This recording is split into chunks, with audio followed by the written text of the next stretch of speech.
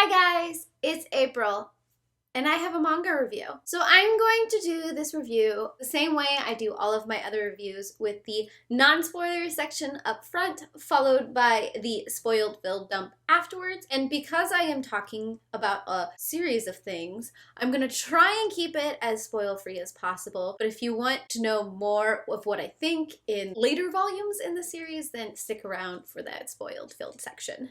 So I want to talk about Girl from the Other Side. I've just finished reading volumes 1 through 7. At this point in time, that is the only volumes that have been translated into English. This is the story of the outsiders and the insiders. The outsiders are this dark creature-like race, and the insiders are the humans that are trying not to be cursed by the outsiders. This is the story of a young girl who finds herself in the care of one such outsider. Throughout this whole story arc, you're trying to figure out who this girl is, who her caretaker is, who she calls teacher. You're also trying to understand what this curse is and how all of this has come into being. And it's that mystery, it's that fairy tale quality that you have of this little girl and this beast that I have come to love so much in this series. I wasn't sure about it in the beginning. It was a little rough going for the first couple of volumes, but by the third volume, I was invested. I wanted to know more about this girl. I wanted to know more about teacher. I wanted to know what this curse was, which is actually kind of surprising for me because the whole curse thing kind of has the feel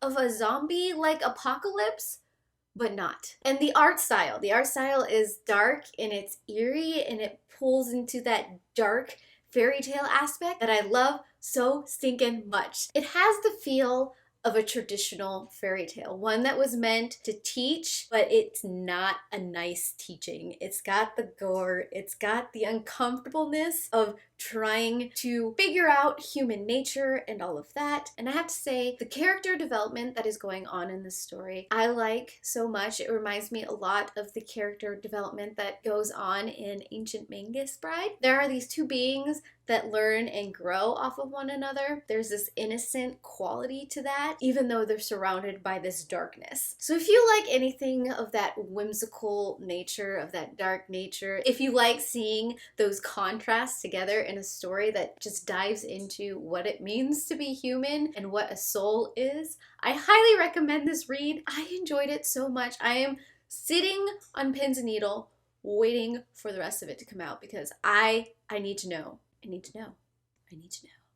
So this is the point in which I'm going to start talking about some of the finer details within these first few volumes. If you don't want to spoil yourself, if you want to dive in and just go for it, this is when you would leave and come back and talk to me later. If you have read the series or if you just like words, stick around because I have words. So like I said, the first couple of volumes were a little slower for me. I still rated them about a 4 because I like the dark, eerie fairy tale style that this story has taken on. But I didn't really, I wasn't connecting with the little girl or with teacher at all. But as soon as the little girl was taken by the insiders and teacher was trying to get her back, and then her auntie ended up with a curse, I started to break in ways that I'm like, no! So maybe I had become invested in these characters and didn't know it until you started ripping them apart. And then the whole concept of these cursed people who are slowly losing their souls, becoming trees, going back into nature. I'm wondering how the mother and nature, how they're gonna match up and how all of that is gonna play out in the mythos. I'm curious. There are so many things that this curse can mean. And the teacher's backstory, just figuring out who the teacher is. I have a guess, because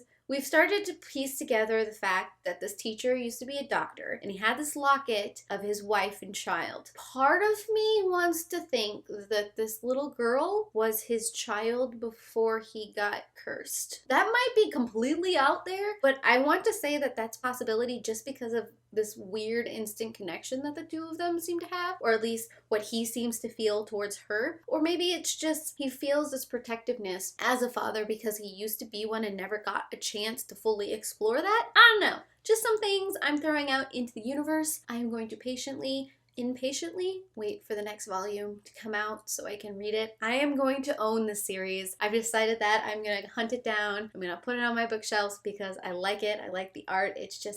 It's beautiful. Tell me down below what your thoughts are on this series. I'd really love to hear it, and I heart your beautiful faces. Bye.